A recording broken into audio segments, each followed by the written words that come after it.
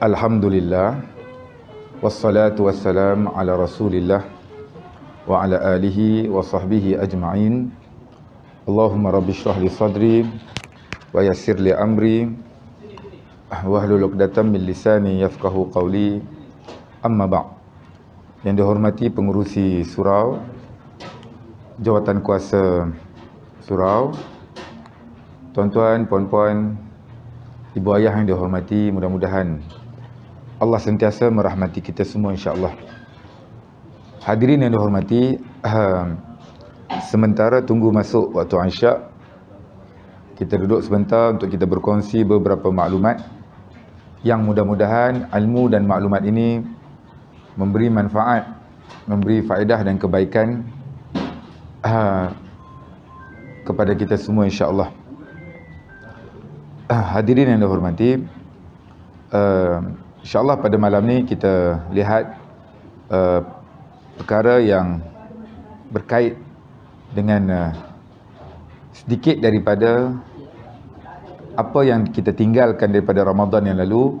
Mungkin ada sebahagian kita atau keluarga kita yang termasuk dalam perkara yang kita nak bincangkan ini. Yang pertama iaitu kita lihat sedikit berkenaan dengan fidyah, kerana mungkin ada di kalangan kita atau keluarga kita yang apabila selesai Ramadan ada hutangnya yang perlu dilunaskan mengikut syarak, mengikut agama. Kita lihat sekejap lagi. Dan yang keduanya, insya-Allah pada malam ni sebelum Isyak ni kita lihat dalam keadaan kita berziarah, berhari raya, berkunjung, bertemu dengan seramai manusia yang kita sempat jumpa, maka di sana ada beberapa perkara yang perlu kita jaga batasan hukum untuk kita lihat. Dua perkara itu, insya-Allah. Hadirin yang dihormati sekalian, bersabit dengan ayat Quran surah Al-Baqarah ayat 184, ayat 185. Dua ayat ini Allah Subhanahu wa taala menceritakan tentang sebahagian ceritanya berkenaan dengan fidyah. Fidyatun ta'amul miskin. Allah suruh fidyah itu dibagi kepada orang miskin. Bukan asnaf ya. Asnaf dia ada 8 golongan. So fidyah ni hanya tertumpu kepada fakir ataupun miskin. Jadi dalam hal ini perlu untuk kita faham dan kita tahu, kalaupun bukan untuk kita, tapi untuk keluarga atau orang di sekitar kita yang boleh kita bantu mereka. Orang yang dikenakan fidyah. Siapa yang dikenakan fidyah? Yang pertama iaitu mereka yang Allah sebut dalam Quran itu maridan. Ayat itu banyak, maridan aw ala safarin. Orang yang sakit, orang yang musafir, travel. Tapi poin kita di sini adalah orang yang sakit tu. Maka orang yang sakit itu Allah bagi keharusan untuk dia tak berpuasa. Asal ayat tu. Dan Allah suruh untuk dia menggantikan jumlah hari yang dia tak puasa tu. Kalaulah 5 hari, 5 hari lah ganti balik. 10 hari, 10 hari lah. Asal ayat itu begitu. Al-Baqarah 184, 185. Orang yang demikian itu, jika ditakdirkan dia sakit, dan sakit itu pula keadaannya dihurai oleh para ulama, satu penyakit yang dihadapi, dia sakitnya yang tiada harapan sembuh, bedridden, terbaring saja. Pada perubatannya, medikalnya, pada adat kita jumpa orang pun sakit ni biasanya sampai meninggal lah, minta maaf ayat tu kepada orang ni. Jadi dia sakit dan dia tak ada kekuatan nak berpuasa. Sekarang Ramadan dah habis, dah masuk Syawal. Dan bila masuk Syawal ni, tidaklah bermakna sakit dia sembuh. Dia masih menanggung sakit itu. Maka bagaimana dengan hari-hari yang dia tak dapat berpuasa sebelum ini kerana kesakitannya? Lepas Ramadan ni pun dia tak boleh nak ganti juga. Contoh, orang yang ada penyakit demikian, yang tak ada harapan sembuh, sangat tua, ataupun disebut sini dia bergantung dengan ubat. Dia sakit dia nampak ringan zahirnya, tapi dia bergantung dengan ubat orang tu. Dia berjalan ke sana, berjalan ke sini, tapi dia bergantung dengan ubat. Contoh dia ada penyakit AIDS. Contoh. Yang ubat tu pula dia kena duk makan kerap. Yang contoh doktor kata doktor ni pula sebab Allah yang suruh. Allah kata dalam Quran, "Fas'alu ahla dzikri in kuntum la ta'lamun." Jika kamu tak tahu satu benda, Allah suruh untuk kita bertanya kepada orang yang tahu. So dalam hal ini Allah bagi kelebihan kepada dalam bab perubatan ini kepada para doktor. Doktor kata dia ada sakit sekian-sekian. Sakit sekian-sekian ini bergantung kepada ubat. Kalau dia tak makan, kuman, virus merebak dan penyakitnya lebih teruk dan mudarat lebih teruk boleh kena kepada dia. Doktor kata pula ubat dia kalau dia tak makan ikut jadual, mudarat lebih teruk. Dan ubat tu pula doktor kata kena duk makan contohnya 3 kali sehari contoh. 3 kali sehari mana setiap 8 jam. Sedangkan kita di Asia ni, Malaysia, kebanyakan negara-negara Asia ni, tempoh kita berpuasa lebih kurang 13 jam. Daripada subuh sampai ke maghrib, lebih kurang 13 jam. Sedangkan orang ni dia sakit dan dia kena makan ubat kerap. Tempoh yang lebih pendek daripada waktu berpuasa. Orang yang macam ni, mana habis Ramadan macam sekarang ni dah Syawal ni, dia pun duk sakit juga. Ubat tu kena makan juga. Cumanya apa cerita orang ni yang tak boleh puasa Ramadan ni lalu? Sakit yang tak ada harapan sembuh. Dia ada penyakit dan dia bergantung dengan ubat pula. Ada orang macam tu, dia sihat, nampak dia berjalan ke hulu kilir, boleh pergi sana sini. Contoh yang AIDS HIV tadi tu contoh. Dia boleh merebak lebih teruk kalau dia tak makan ubat tu. Kalaulah lepas Ramadan sekarang ni tak ada penemuan ubat baru, tak ada ubat yang lebih canggih, sekali makan tahan 24 jam. Sekarang ni ubat dia 3 kali sehari. Kalau takdir kata jumpa ubat yang lebih tahan lama, tak apalah, dia tak payah bayar fidyah dan dia kena qada.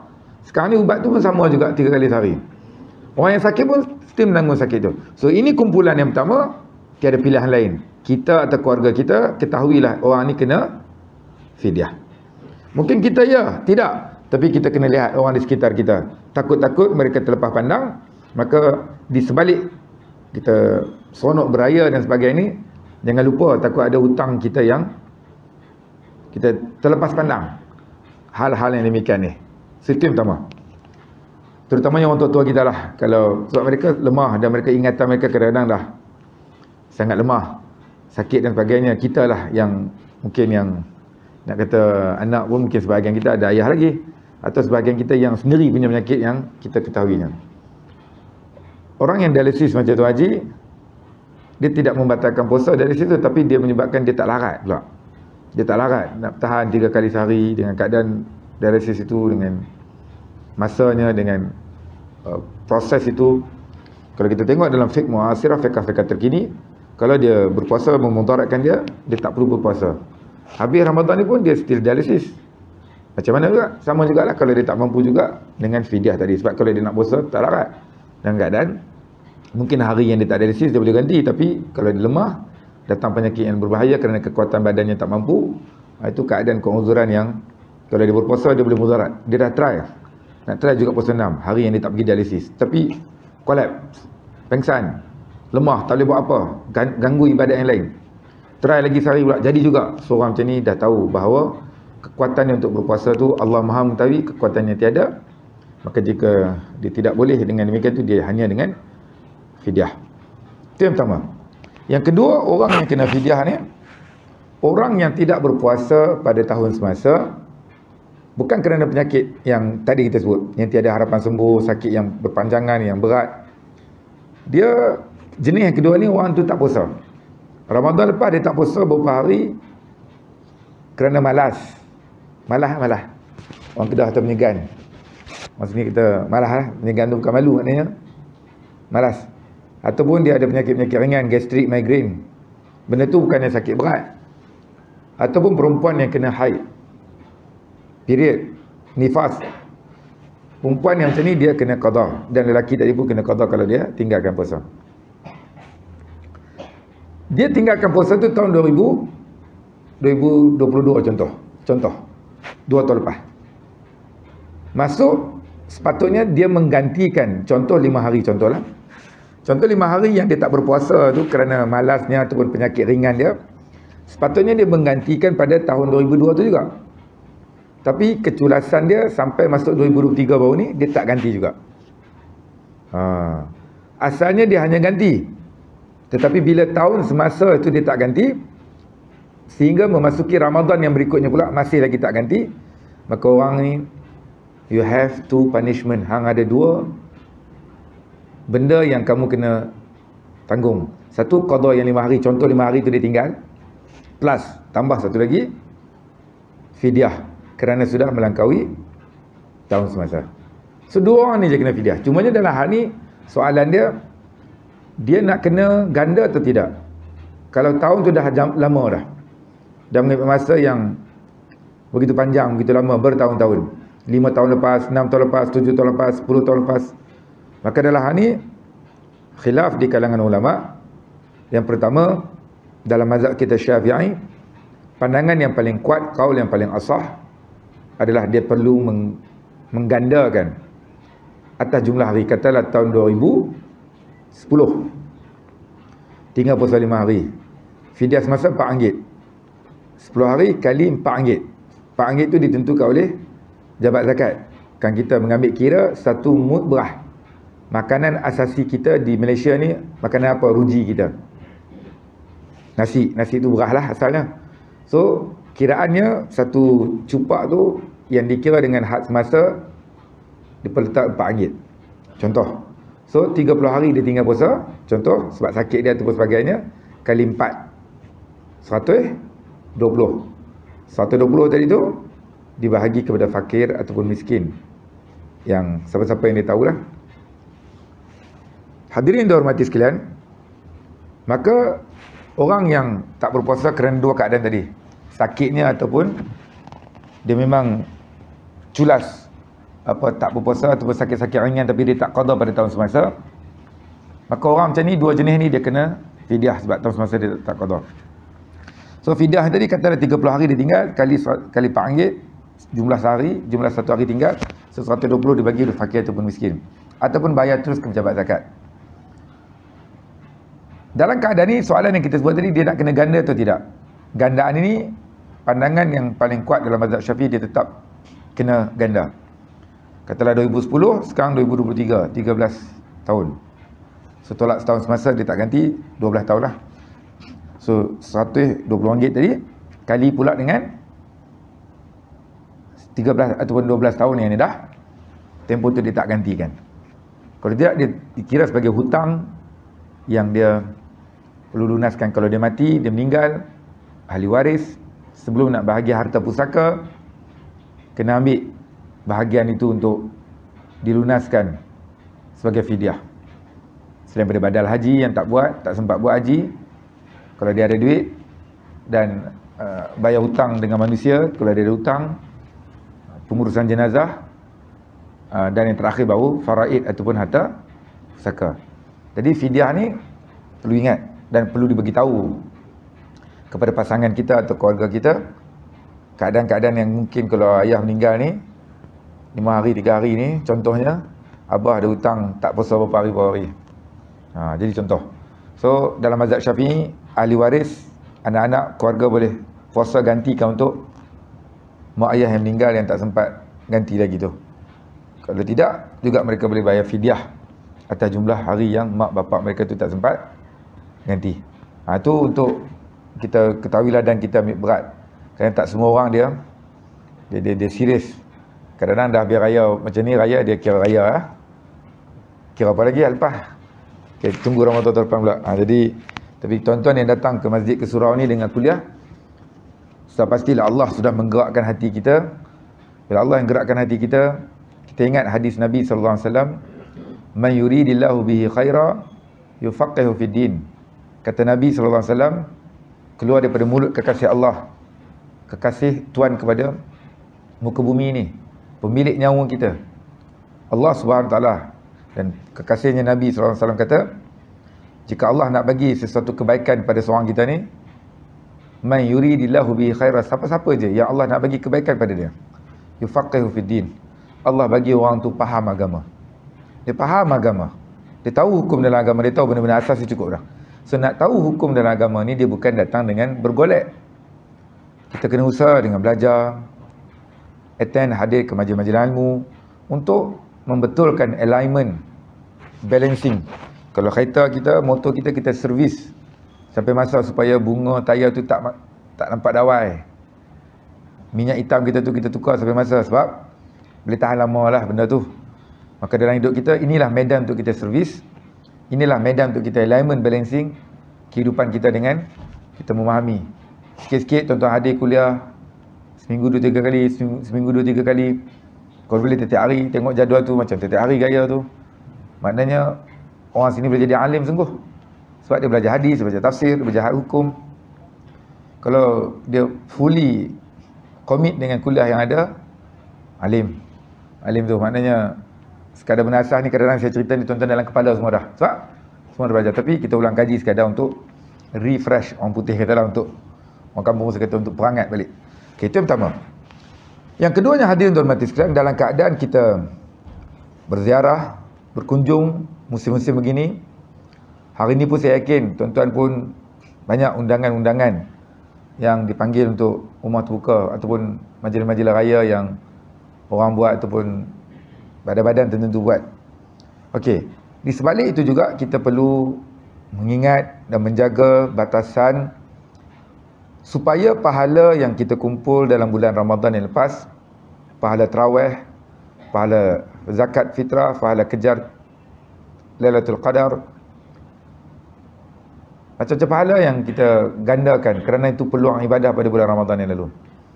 Maka di bulan Syawal dan ke depan ni, janganlah saya dan kita semua mencairkan pahala tu menjadi dosa balik. Akaun kita jadi bocor sebab dosa yang kita dah buat, na'udzubillah. Pahala akaun kita tu masuk dah bulan puasa ni, bonus zap masuk. Tarawihnya, jemaahnya, jamu orang buka puasanya, sahurnya, macam-macam pahala. Banyak tu akaun tu naik, nampak tu. Janganlah pula bulan macam ni kita cairkan balik jadi debit, dia keluar. Maka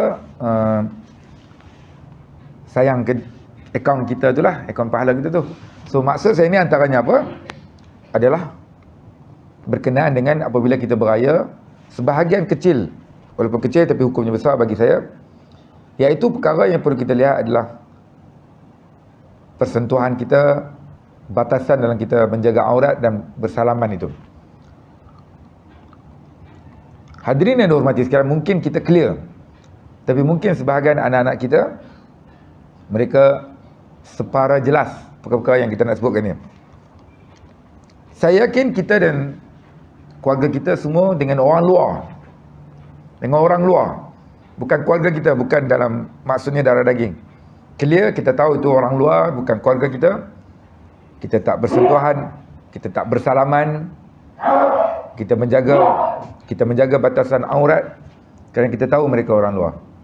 Tetapi kadang-kadang dengan orang yang terdekat dengan kita, keluarga-keluarga yang hampir dengan kita, bila beraya, berkumpul, semua ni saudara kita. Orang kata adik-beradik kita lah keluarga kita. Cumanya di sini sebahagian orang dia agak keliru. Ni keluarga aku ni, boleh tak aku salam dengan dia? Macam mana batasan aurat? Bila balik beraya, berkumpul ramai-ramai rumah, atuk nenek dia, sepupu sepapat, ipar duai, apa lagi? Kalau sampai ke ada tiri, anak tiri, kan sebahagian ni dia berkahwin lain, ada tiri pula. So ini sebahagian daripada orang kata circle yang berada di sekitar kita, yang kita kena faham, dan keluarga kita pun perlu dipahamkan supaya dalam keadaan kita berziarah ni kita tahu batasan-batasannya. Orang luar kita kenal ni orang luar, bukan keluarga aku, kita tak salam dan kita jaga aurat. Tapi bila balik beraya berkumpul dalam satu rumah, kerana jadi longgar dah, keluar tandas kat dapur, kat rumah, jadi tak pakai tudung, dan ini semua janganlah keberkatan rumah kita dirosakkan dengan sebab-sebab demikian, kerana berlakunya maksiat kepada Allah dalam rumah yang tuan-tuan duk baca Quran, dalam rumah yang tuan-tuan duk berzikir, dalam rumah tuan-tuan yang tuan-tuan duk buat kebaikan tu. Hadirin hormati sekalian, maka saudara kita, darah daging kita, yang kalau ikut susunannya hampir 25, 23 ke 25 jenis. Orang yang kita dengan dia masih hampir keluarga, tetapi kita perlu tahu bahawa kita dengan dia ni ada hukum yang batasan aurat tu dah kena jaga dan bersalaman itu boleh membatalkan air semayang. Walaupun dia keluarga kita, walaupun dia saudara kita, tapi sempadan tu kita dah kena tahu. Maka saudara kita yang paling hampir dengan kita, keluarga kita yang paling dekat dengan kita, yang kita dengan dia sudah nama ajnabi. Ajnabi maknanya kita boleh, ajnabi ni maknanya asal perkataan Arab janabah. Janabah ni maknanya bersetubuh. So berjunub orang kata. Mandi junub orang kata. Mandi kerana sebab bersetubuh. Lawan ajnabi mahram. Ra baris atas. Kalau ra baris bawah muhrim, itu orang pakai kain ihram. Pergi haji, pergi umrah, tuan-tuan pakai kain ihram bermula daripada miqat sampai tahallul. Itu muhrim. Sedang berihram tu maknanya muhrim. Kita perbetulkan sebutan. Kita sebut kalau kita dengan perempuan yang bukan mahram. So mahram ni maknanya haram kahwin. Perempuan itu mahram aku. Maknanya perempuan tu haram kahwin aku. Mak kita, adik perempuan kita, contoh. Maka untuk membezakan tu kita kena faham baik-baik.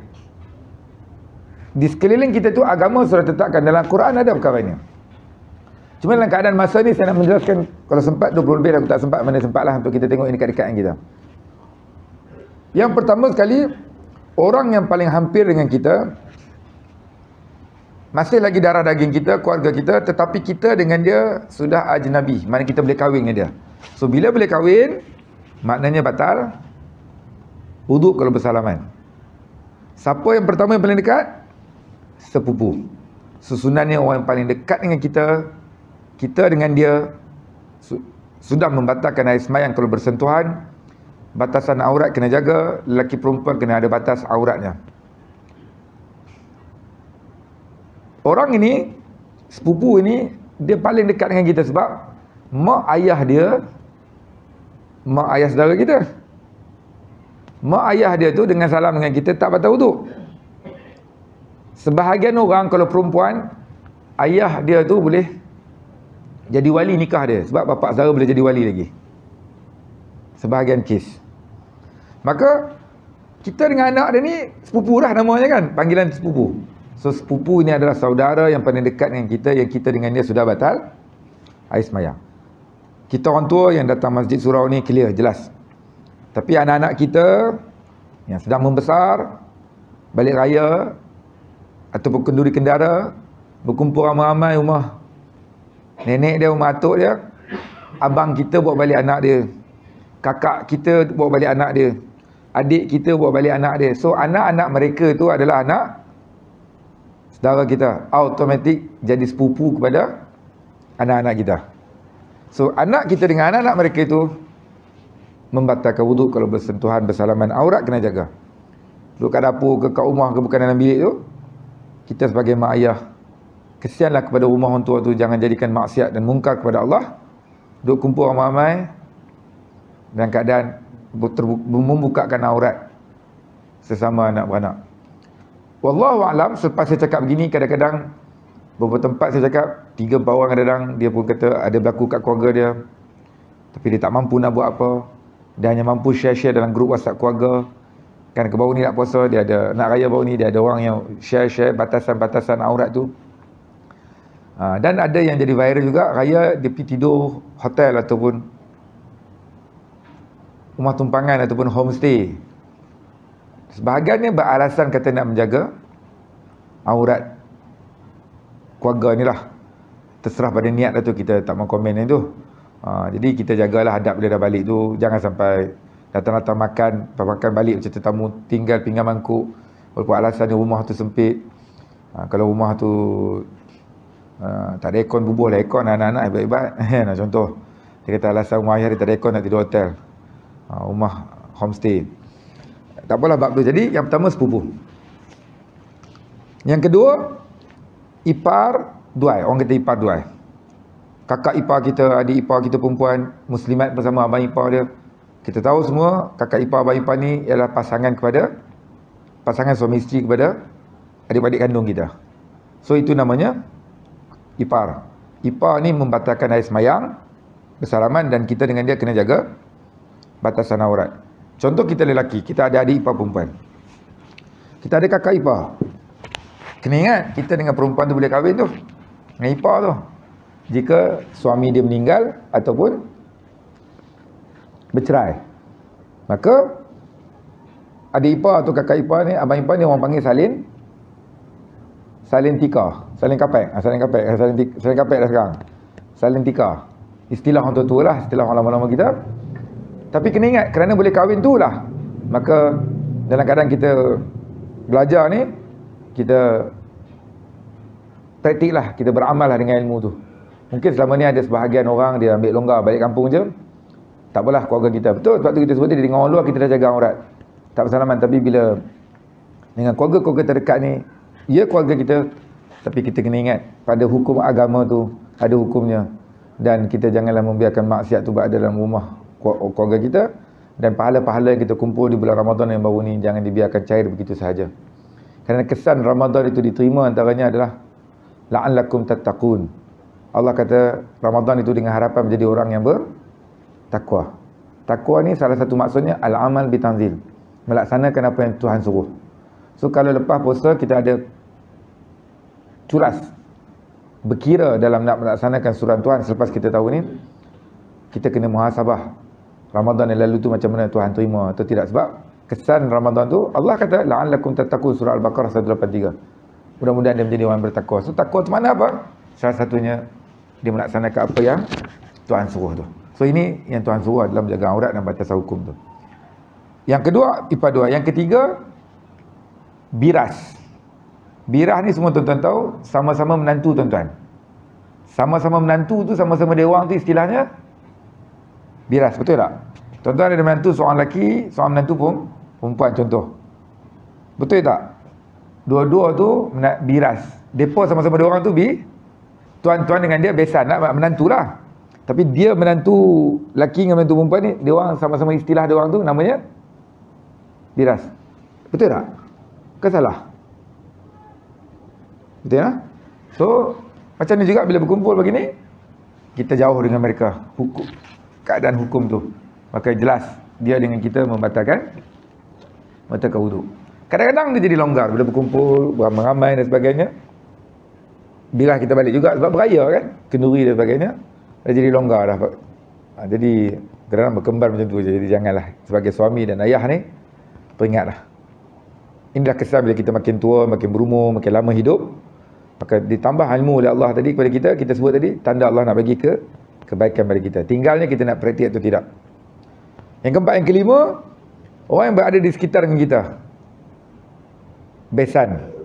Besan ni tuan-tuan, semua tuan-tuan tahu lah anak tuan-tuan punya mertua. So besan kan tuan-tuan. Besan ni membatalkan wuduk dia orang luar. Aurat kena jaga. Ada orang dia nakal sikit, dia berkenan kat besan dia. Besan dia perempuan janda. Janda cantik pada isteri lagi. Hari raya pertama pergi dah, jom pergi rumah besan ziarah. Kan, orang rumah ada perasan. Orang rumah dia kata, abang ni tiap-tiap raya dah 3-4 kali raya ni, pagi raya tak sebelum pergi tempat lain, rumah besan nak pergi. Besan ada 4 orang. Ada kata tak ni dekat. Dia kata dekat apa? Ada dekat lagi, duduk kat sini, duduk kat sini. Dia kata tak ada, besan sendiri. Tuan-tuan nak nakal pun jangan nampak sangat. Jadi ya boleh kahwin dengan besan tu. Allah alam lah orang sini ada berlaku ke tidak. Tapi nak sebutnya, kerana boleh kahwin itu maka aurat tu kena jaga dan batasan tu kena, persentuhan tu kena jaga. Yang berikutnya 6, 7, 8 ni berkaitan dengan anak saudara. Anak saudara. Anak saudara yang datang bertemu dengan tuan-tuan atau tuan-tuan jumpa dengan dia. Ketahuilah tuan-tuan, anak saudara yang kita ada, masing-masing kita ada ni, ada 3 jenis anak saudara. hanya satu jenis sahaja anak saudara yang tidak membatalkan air semayang. So kena hati-hati. Dua jenis anak saudara dia membatalkan air semayang. So kena anak saudara macam mana. So anak saudara yang datang pada kita tu kita kena kenal, tanggungjawab kita, supaya kita tahu bahawa anak saudara ni macam mana. Anak saudara yang tidak membatalkan air semayang, satu je.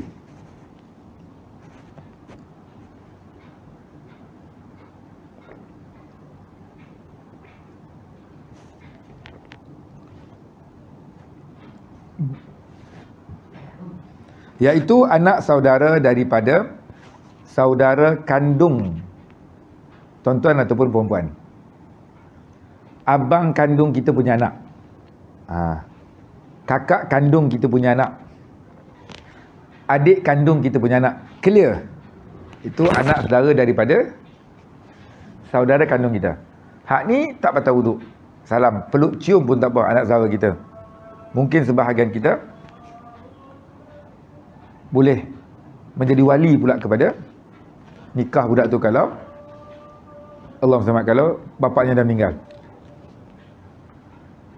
Yang kedua, anak saudara, tetapi anak saudara tu tetap dengan kita membatalkan semayang. Yang tadi tak batal, yang ni batal.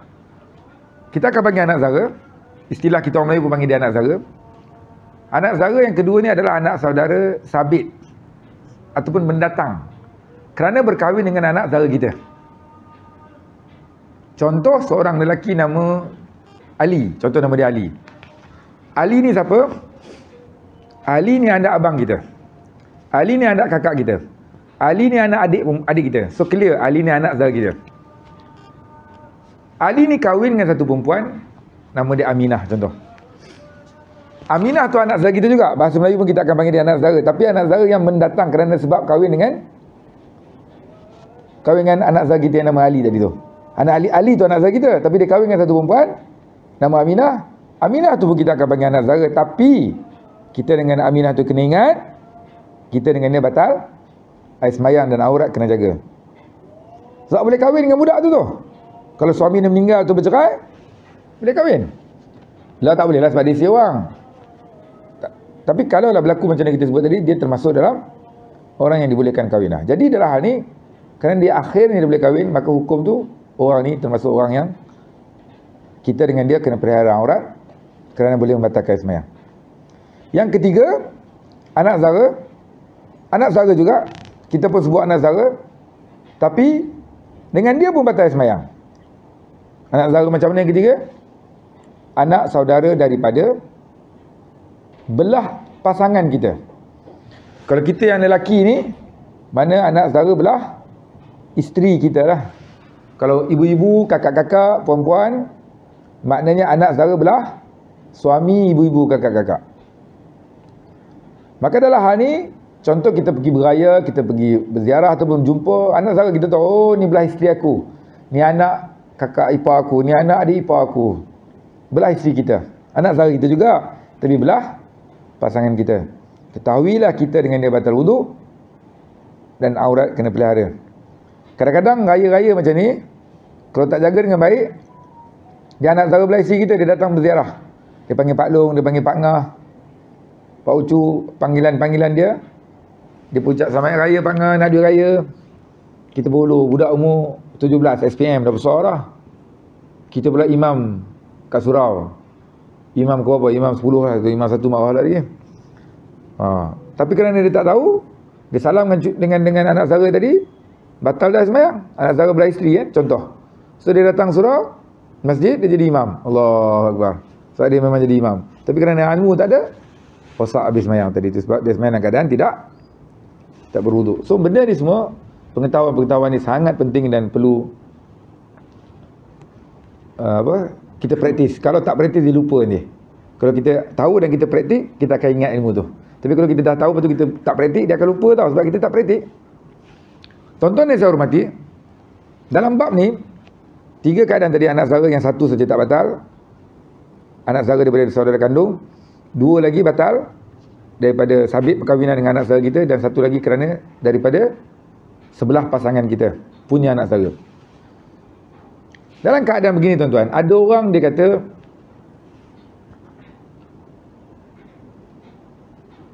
kesian kat budak tu kalau tak salam. Kesian kat dia, nanti malu maruah dia, air muka dia. Benda ni saya pernah dengar masa saya belajar tak silap saya almarhum Datuk Dr. Harundin. Beliau kata antara menjaga maruah manusia dengan hak Allah, mana lagi besar? Ketahuilah bila kita menjaga hak Allah, hak manusia tu akan diperolehi sebab kita dah jaga hak pemilik tuan muka bumi ni. Contoh begini, kalau kita membiarkan dia salam kita berhulur juga, kesian kat budak ni, malu nanti dia batal semayang, kita bersalam juga. Budak ni, dia ni akan berterusan dalam keadaan berada dalam orang yang tak tahu hukum tu mungkin. Sebab dia mungkin beranggapan dan dia tahu bahawa tuan-tuan ni bapa saudara dia. Tapi sebelah isteri tuan-tuan, ataupun sebab dia kahwin je dengan anak saudara tuan-tuan, macam kita sebut tadi lah. Kalau tuan-tuan membenarkan dia bersalam dengan tuan-tuan, tuan-tuan pula ni orang surau, orang masjid, kepiah tak pernah cabut, janggut panjang, serban atas bau. Orang akan hormat tuan-tuan. Anak-anak keluarga ni dia tahu pakcik dia ni orang masjid, orang surau. Kuliah memang dengar. Bukan semua orang dengar kuliah. Dia tahu pakcik dia memang kaki kuliah, solat berjemaah. Jadi dalam keadaan begini, bila tuan-tuan membiarkan dia salam, dia beranggapan bahawa benda tu benda boleh. Dia kata pakcik saya tu kepiah tak pernah cabut, dai hitam lagi. Serban lagi pakai. Takkan dia tak tahu, dia salam okey lah kot. So tuan-tuan membiarkan dia dalam keadaan salah dan sesat. Tapi jika tuan-tuan tegur dengan hikmah, dia nak salam kita tak boleh, Pak Ngah tak boleh salam dengan awak.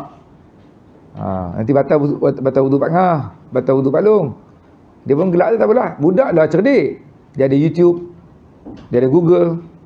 Ni tuan-tuan Haji duk rakam ni. Haji upload dalam YouTube ni. Dia contohnya. Jadi banyak sangat sumber itu maklumat. So dia balik rumah, dia search YouTube atau Google. Dia kata bapak saudara dia tadi tak nak salam dengan dia. Betul ke ni bapak saudara? Dia pun list tengok. Lah. Betul lah hukum ni tak boleh salam. Selama ni dia pun salah. Jadi apa yang pakcik dia buat tadi tu mengelak untuk tegur, dan dia pun buat kajian sikit bahawa tak boleh rupanya. Dia pukul rata je. Ramai orang pukul rata je anak saudara ni faham sama je, padahal ada 3 pecahan. Maka dengan sebab tindakan tuan-tuan tu membetulkan tindakan orang yang salah. Sebab tuan-tuan membetulkan elemen tu dengan cara hikmah tadi lah. Jangan marah-marah dia. Cakap dia lah, Pak Ngah ngawak ni batal wuduk ni. Pak Ngah ngawak boleh kahwin tau, jangan main. So go sikit macam tu, biar dia faham bahawa lagi balik ke dia stress, dia cari maklumat. Betul lah. So dia tahu lepas ni. Tapi kalau tuan-tuan membiarkan salam, nanti dia akan beranggapan bahawa benda itu betul. Sebab tuan-tuan yang orang-orang masjid ni tak membetulkan keadaan tu dengan cara yang hikmah. Okey. Jadi itu sebahagian daripada apa yang kita sebut, kerana itu bermain di sekitar kita. Dan yang terakhir untuk bab ni, bab tiri. Okey. Yang berikutnya anak tiri. Anak tiri ni sikitlah hujung ni. Tiri ni tuan-tuan, dia bersyarat. Satu orang lelaki kahwin dengan satu orang perempuan. Perempuan ni janda atau balu. Janda atau balu. Janda mana bercerai, balu maknanya suami meninggal. Dia dah ada anak perkahwinan itu, meninggal atau bercerai. Takdirnya perempuan ni kahwin dengan lelaki lain, suami baru. So anak-anak janda atau balu tadi namanya anak tiri kepada lelaki tadi. Soalan dia, bapa tiri dengan anak tiri tu batal tak wuduk? Batal tak semayang mereka? Bersentuhan tu boleh tak? Aurat mereka bagaimana?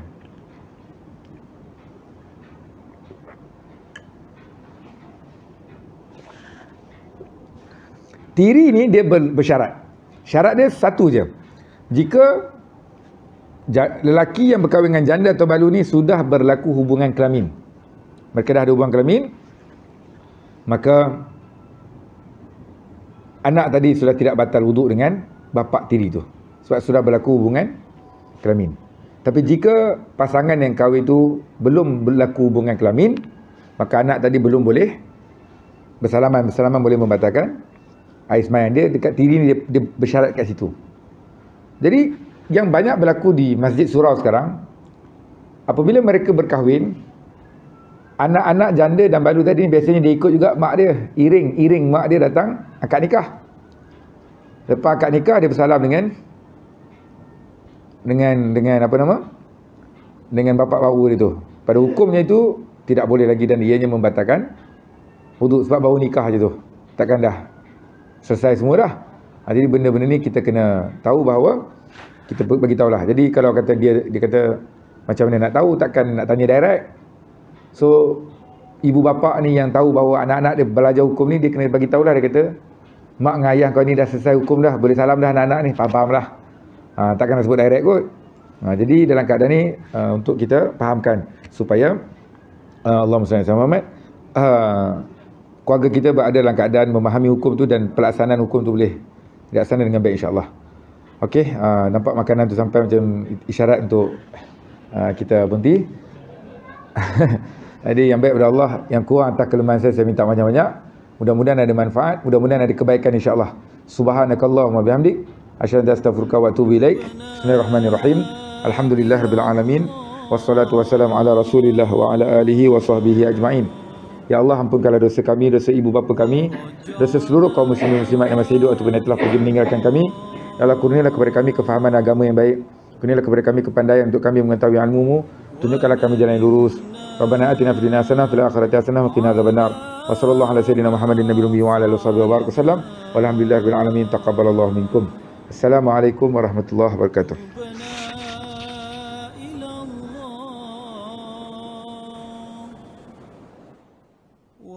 ورجعنا